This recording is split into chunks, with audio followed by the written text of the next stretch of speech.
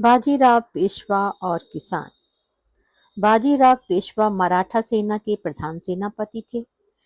एक बार वे अनेक लड़ाइयों में विजय हासिल करके अपनी सेना सहित राजधानी लौट रहे थे। रास्ते में उन्होंने मालवा में अपनी सेना का पड़ाव डाला। बहुत दूर से चलते चलते आ रहे उनके सैनिक थक कर चूर हो गए थे।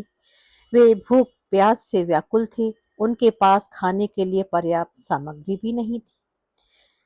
बाजीराव ने अपने एक सरदार को बुलाकर आदेश दिया, तुम अपने साथ 100 सैनिकों को लेकर जाओ और किसी खेत से फसल काट कर छावनी में ले आओ। सरदार सेना की एक टुकड़ी लेकर गांव की ओर चल पड़ा। रास्ते में उसे एक किसान दिखाई दिया। सरदार ने उससे कहा, देखो, तुम मुझे इस इलाके के सबसे बड़े खेत पर ले चलो। किसान उन्हें एक बहुत बड़े खेत के पास ले गया। सरदार ने सैनिकों को आदेश दिया, सारी फसल काट डालो और अपने अपने बोरों में भर लो। यह सुनकर किसान चकरा गया। उसने हाथ जोड़कर कहा, महाराज, महाराज, आप इस खेत की फसल न काटें, मैं आपको एक दूसरे खेत पर ले चलता हूँ। उस खेत की फसल एकदम पककर तैयार है। सरदार और उसके सैनिक किसान के साथ दूसरे खेत की ओर चल पड़े। यह खेत वहां से कुछ मीलों की दूरी पर और बहुत छोटा था। किसान ने कहा, महाराज, आपको जितनी फसल चाहिए इस खेत से कटवा लीजिए। सरदार को किसान की इस हरकत पर बहुत गुस्सा आया।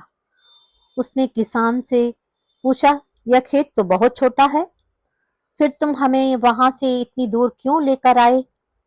किसान ने नम्रतापूर्वक उत्तर दिया, महाराज, नाराज मत होइए, वह खेत मेरा नहीं था, यह खेत मेरा है, इसलिए मैं आपको यहाँ लेकर आया। किसान के जवाब से सरदार का गुस्सा ठंडा हो गया। वह अनाज कटवाए बिना ही पेशवा के पास पहुंचा। उसने यह बात पेशवा को बताई। पेशवा को अपनी गलती का एहसास हो गया। वे सरदार के साथ स्वयं किसान के खेत पर गए। उन्होंने किसान को उसकी फसल के बदले ढेर सारी अशर्फियां दी और फसल कटवाकर छावनी ले आए। हमें इस कहानी से ये शिक्षा मिलती है, नम्रता का परिणाम हमेशा अच्छा ही होता है। विनम्र रहिए और जिंदगी में आगे बढ़ें। आप सभी का बहुत बहुत धन्यवाद इस कहानी को यहाँ तक सुनने के लिए, और अपना सपोर्ट और प्यार बनाए रखिए।